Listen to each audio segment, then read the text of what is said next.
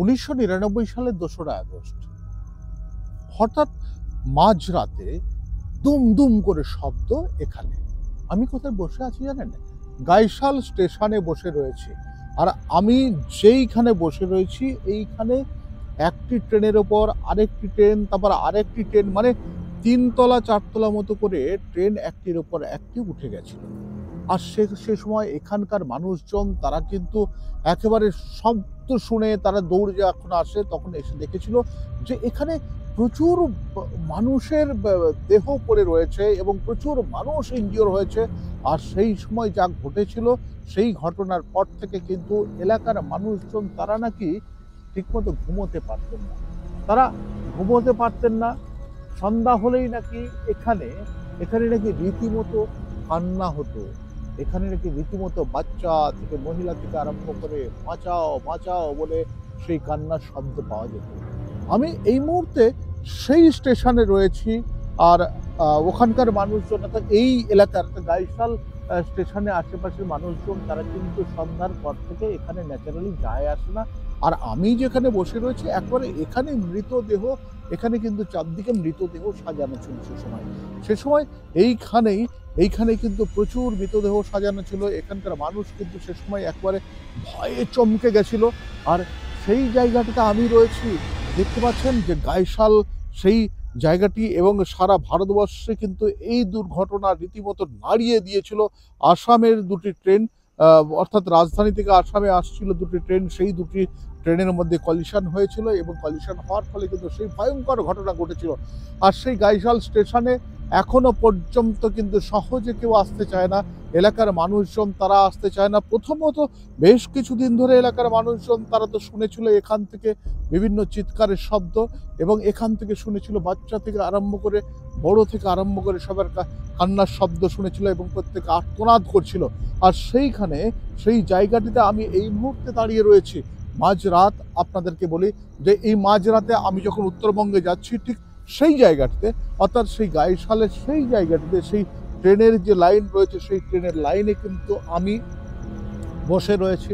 আর নিঃসন্দেহে বুঝতে পারছেন আমার সঙ্গে কিন্তু আমার ক্যামেরা পার্সন অর্ঘ্য, সেও পর্যন্ত রয়েছে। সারা রাত ধরে আমরা গাড়ি চালাচ্ছি। উত্তরবঙ্গে আসতে গিয়ে আমরা কিন্তু বিভিন্ন এই ধরনের যে জায়গাগুলো নিয়ে নানা ধরনের কথা রয়েছে সেই জায়গাগুলো নিয়ে কিন্তু আমরা ঘুরছি এবং আমরা সেই জায়গাগুলোতে যাচ্ছি। দেখতে পাচ্ছেন যে এই মুহূর্তে যা অবস্থা, আর ভূত বলে যে বিষয়টা রয়েছে না, অনেকে আত্মা হয়তো অনেকে বিশ্বাস করেন না। আমরা কিন্তু বলি যে আত্মার বোধহয় কোনো একটা অস্তিত্ব আছে। কারণ এখানে একাধিক মানুষকে জিজ্ঞাসা করেছিলাম, এমনকি সে সময় এখানে যিনি কর্তব্যরত স্টেশন মাস্টারকে রয়েছেন তাকেও জিজ্ঞাসা করেছিলাম। তিনি শুধু আমাদের একটা অফ দ্য ক্যামেরা বললেন যে আমরা এসব বলতে পারবো না, তবে আমাদের ভয় করে। অর্থাৎ আমি দেখাচ্ছি যে একেবারে ফাঁকা একটা স্টেশন, এই স্টেশন দিয়ে যদি আপনি পার হন কিংবা কোনোভাবে যাতায়াত করেন তাহলে কিন্তু রীতিমতো আপনারও বুকটা কেঁপে উঠবে। বুঝতেই পারছেন যে এখানে কিন্তু জনহীন শূন্য, কোনো মানুষ নেই এখানে। আর সেই জায়গাটাতে কিন্তু আমরা রয়েছি এই মাঝরাতে দেখবার জন্যে। অনেকক্ষণ ধরে আমরা চেষ্টা করলাম যে এখানে কিছু দেখবার। অর্ঘ্য, তুমি যদি একটু এদিকে দেখাও, যে আমরা কিন্তু অনেকক্ষণ ধরে চেষ্টা করলাম যে এখানে যদি কিছু দেখা যায়। আমরা বসলাম, অনেকক্ষণ বসে দেখলাম। যদিও আজ থেকে প্রায় ২৬ বছর আগেকার ঘটনা, সেই ২৬ বছর আগেকার ঘটনা, সেটা হয়তো তার কিছুই পাওয়া যাবে না, কিন্তু আমরা একটা জিনিস বলতে পারি যে গাইশালের মতো সেই ট্রেন দুর্ঘটনা, ভয়ঙ্কর ট্রেন দুর্ঘটনা, যেটা কিন্তু প্রত্যেককে নাড়িয়ে দিয়েছিল। তার থেকে বড় কথা, এখানে নাকি এখনো পর্যন্ত আত্মারা ঘুরে বেড়ায়।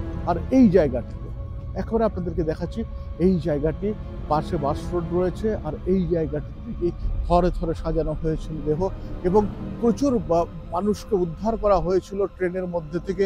একটির সঙ্গে আরেকটি ট্রেন যেরকম উঠে পড়েছিল সে সময়, তাতে কিন্তু রীতিমতো কিন্তু একটা ভয়ের পরিবেশ তৈরি হয়েছিল। আর সেই ভয়, অর্থাৎ দেখতে পাচ্ছি যে স্টেশনের আশেপাশে কিন্তু সেই রকমভাবে কোনো লোকজনের বাড়ি নেই।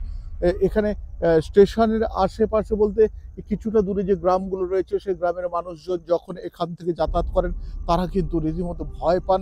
তারা প্রত্যেকেই বলেন যে রাত্রেবেলা যাতায়াত করবার সময় তারা কিন্তু প্রত্যেকেই রীতিমতো কিন্তু ভয়ে শিউরে ওঠে। এই যে আশেপাশে দোকানগুলো রয়েছে আপনাদেরকে দেখাচ্ছি, এই যে পাশে যে দোকানগুলো রয়েছে বাস রোডের পাশে, এই দোকানদাররাও কিন্তু যখন কথা বলতেন তখন কিন্তু একটা কথাই বলেছেন যে এখানে এখানে কিন্তু ভয়ঙ্কর একটা পরিবেশ তৈরি হয় এবং প্রায় কিন্তু নাকি এইরকম ধরনের শোনা যায় যে এখানে কিন্তু একটা এমন কিছু শব্দ, এমন কিছু কান্নার শব্দ শোনা যায় যে শব্দটা কিন্তু ভয়ের সঞ্চার করে, অর্থাৎ ভৌতিক একটা পরিবেশ তৈরি হয়ে রয়েছে এখানে। আর সেই ভৌতিক পরিবেশটা নিয়ে কিন্তু সহজে কেউ মুখ খুলতে চায় না। আমরা রয়েছি এখানে, আমরা দেখাচ্ছি যে এক এক করে কিন্তু আমরা হাঁটতে হাঁটতে ওই সামনের দিকে যাব এবং সামনের দিকে গিয়ে একটা জিনিস হচ্ছে দেখাবো আপনাদেরকে। দেখতে পাচ্ছেন যে এখানে যে পরিস্থিতি হয়ে রয়েছে, অর্থাৎ একের ফাঁকা একটা নির্জন স্টেশন। দিনের বেলাও কিন্তু সেরকমভাবে এখানে লোকজনকে দেখা যায় না, সেই রকম একটি জায়গা এবং পাশ দিয়ে কিন্তু হাইওয়ে সেটা দৌড়াচ্ছে। আর আমরা কিন্তু এইখানে অর্থাৎ সেই স্টেশনের ওপর রয়েছি। এই স্টেশনে কিন্তু প্রায় একটা জিনিস শোনা যায় যে এখানে কিন্তু প্রত্যেকটা মানুষ নাকি ভয় এবং ভূতের বিভিন্ন কিছু শোনেন এবং বিভিন্ন কান্না থেকে আরম্ভ করে এমন কিছু শোনেন, তাতে কিন্তু প্রত্যেকেরই রীতিমতো কিন্তু ভয় সঞ্চার হয়। একটি ট্রেন আসছে, দেখুন এইরকমভাবেই কিন্তু রাত্রেবেলা সেদিন ট্রেন এসেছিল। আর সেই ট্রেন এসে হঠাৎ করে রাত্রেবেলা এখানে দুর্ঘটনা ঘটেছিল। আর সেই দুর্ঘটনা এতটাই ভয়ঙ্কর ছিল, যে আজও পর্যন্ত, আজ থেকে ২৬ বছর বয়স, ২৬ বছর পর পর্যন্ত কিন্তু এখানে রীতিমতো প্রত্যেকে ভয় পায়।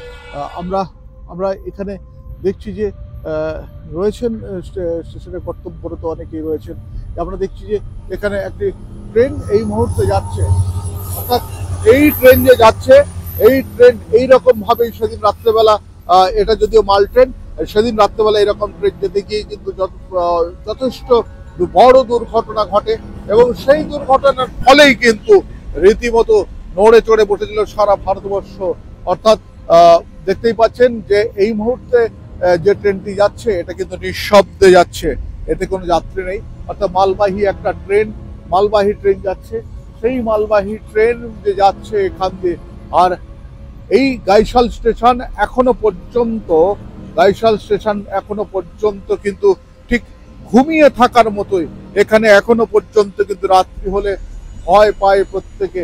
আমরা এখানেও রয়েছেন যারা বোধহয় आरपीएफ किंवा दादा अब आरपीएफ का है तो স্টেশন স্টাফ বলছি,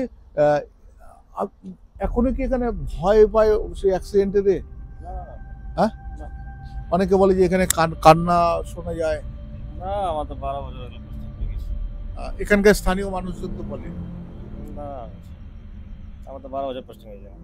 12 বছর পোস্টিং হয়ে গেছে বলে অনেকেই বলে যে গতবারে এসেছিলাম, বললো যে এখানে রাত্রি হলে বাচ্চাদের কান্না আর্তনাদ শোনা যায়, সেই গাইশাল যে ট্রেন দুর্ঘটনা হয়েছিল সেটা থেকে। না, আমি শুনি আমি শুনি। মানে বিশ্বাস করেন না? আপনি এখানে মানে গার্ড হিসেবে থাকেন তাই তো, নাকি চাকরি সূত্রে বলতে চাইছেন না? না না, রাত্রে যেতেও লাগে ওদিকে, এখানে ওখানে যদি ওখানে যেতে লাগে আমার। ওখানে যান আপনি? হ্যাঁ, রাত্রে যাই। অর্থাৎ আমরা এখন দাঁড়িয়ে রয়েছি এখানে, আর ভয়ঙ্কর একটা পরিস্থিতি, একটু শিথিল রয়েছে। তবে এখনো পর্যন্ত কিন্তু অনেকে বলেন যে সেই ১৯৯৯ সালের ২রা আগস্টের ঘটনা এখনো পর্যন্ত নাকি প্রত্যেককে নাড়া দেয়। আর এখনো পর্যন্ত নাকি অনেকে কিন্তু এটা নিয়ে রীতিমতো কিন্তু ভয় পায়। প্রত্যেকে বলে যে এখানে রাত্রি হলে নাকি এই জায়গাটাতে বাচ্চা থেকে বয়স্ক মহিলাদের কান্নার শব্দ পাওয়া যায়। আর সেই কান্নার শব্দটা এমনভাবে প্রত্যেকে ভয় পায় এবং সন্ধ্যার পরে এখান থেকে কেউ যেতে চায় না। তবে গাইশাল স্টেশনে রয়েছে, গাইশাল স্টেশনের কাহিনী আপনাদেরকে বললাম। অনেকেই কিন্তু মনে করেন যে আত্মা রয়েছে, আর সেই আত্মার জন্যে অনেকেই নাকি ভয় পায় এখানে। তবে আরও কিছু শোনাবো। আমি শঙ্কর রয়েছি আপনাদের সঙ্গে। ইন্ডি নিউজ 24 দেখতে থাকুন।